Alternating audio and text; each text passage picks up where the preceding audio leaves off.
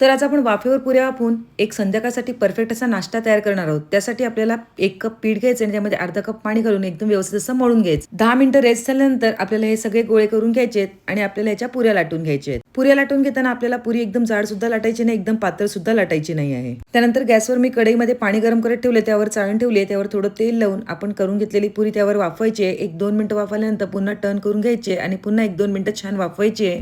आणि 1-2 मिनिटांनी अशाच सगळ्या पुऱ्या आपल्याला वाफवून घ्यायच्या आहेत. त्यानंतर आपलं पीठ एकदम परफेक्ट असल्यामुळे आपल्या ज्या नूडल्स आहेत ते एकदम छान अशा तयार होणार आहेत. तुम्ही इथे बघू शकता एकदम मोकळ्या इथे आपल्या नूडल्स तयार झाले आहेत. त्यानंतर गॅसवर पॅन ठेवून त्यामध्ये तेल घालून घ्यायचे आणि आलं लसूण मिरचीची मस्तपैकी फोडणी द्यायची. नंतर त्यामध्ये काही भाज्या घालून घ्यायच्या आहेत. कांदा, शिमला मिरची, गाजर, कोबी हे सर्व आपण घालून घेतल्यानंतर त्यामध्ये सोया सॉस आणि तसेच ब्लॅक पेपर घालून घ्यायचे. भाज्या व्यवस्थित परतवून घ्यायचे. त्यामध्ये अगोदरच मीठ घालायचं नाही, कारण की त्याचा क्रंचीनेस निघून जाईल. त्यानंतर नूडल्स घातल्यानंतर त्यावर थोडंसं मीठ घालून घ्यायचे आणि मस्तपैकी आपल्या नूडल्स परतून गव्हापासून हेल्दी नूडल्स तयार आहेत.